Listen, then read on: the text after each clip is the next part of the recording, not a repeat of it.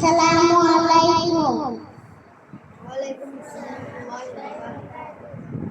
এক নম্বর হাদিস শরীফ ক্বালান নবী সাল্লাল্লাহু আলাইহি ওয়াসাল্লাম আহমিস দীনাকা ইয়াকফিকাল আমালুল কালিল। হাদিস শরীফের অর্থ হযরত নবী কারীম সাল্লাল্লাহু আলাইহি ওয়াসাল্লাম বলেছেন, 2 নম্বর ইমানকে কাঠিন্য করো, অল্প আমলি নাজাতের জন্য যথেষ্ট হইবে। 2 নম্বর হাদিস শরীফ খায়রুকুম মান তাআল্লামাল কুরআনা ওয়া আল্লামা।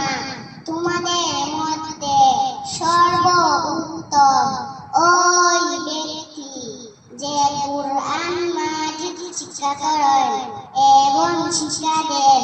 3 নম্বর হাদিস শরীফ তলাবুল ইলমি ফারিদাতুন আলা কুল্লি মুসলিম।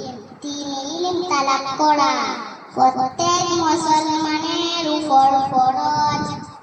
4 নম্বর হাদিস শরীফ আত-তুহুরু শাতুরুল ঈমান। পবিত্রতা ঈমানের অঙ্গ। 5 নম্বর হাদিস শরীফ মিফতাহুল জান্নাতিস সালাহ। নামাজ বেহেশতের চাবি। আসসালামু আলাইকুম ওয়া রাহমাতুল্লাহি ওয়া বারাকাতুহু।